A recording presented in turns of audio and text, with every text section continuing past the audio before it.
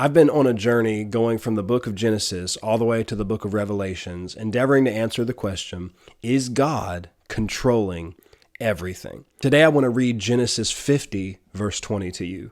Joseph is talking to his brothers after they had sold him into Egypt and after God had promoted him and raised him up to be the second in command over all of Egypt. And Jacob, Joseph's father, had just died. And because of that, Joseph's brothers are concerned that because their father died, now Joseph is going to take revenge on them. And so they came to him and they pleaded with him not to do that. And Joseph responded by saying, essentially, and I'm paraphrasing, you don't have anything to worry about. I'm not going to hurt you. And then he made this statement. He said, but as for you, you meant evil against me, but God meant it for good in order to bring it about as it is this day to save many people alive.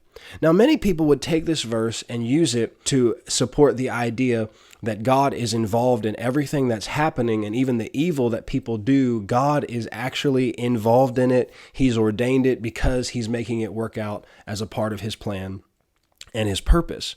But is that really what happened here? I like what the easy to read version says. It says, but really, God was planning good things.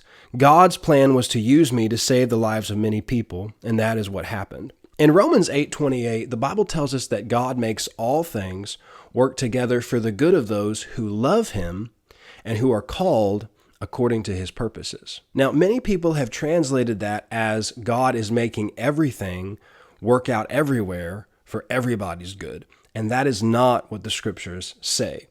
Everything is not working out good for everybody. Many people are winding up in bad situations, dying wrong, dying young. The Bible talks about if you don't honor your father and mother, you won't live long on the earth. The Bible says bloody and deceitful men will not live out half their days. Many people are dying and going to hell. That is not everything working out for the good of everybody. God makes all things work together for the good of those who love him and are called according to his purposes. In other words, God can take what the enemy intended for evil and turn it around and use it for good. That does not mean he was involved in the wickedness. For instance, James Robinson was conceived in rape.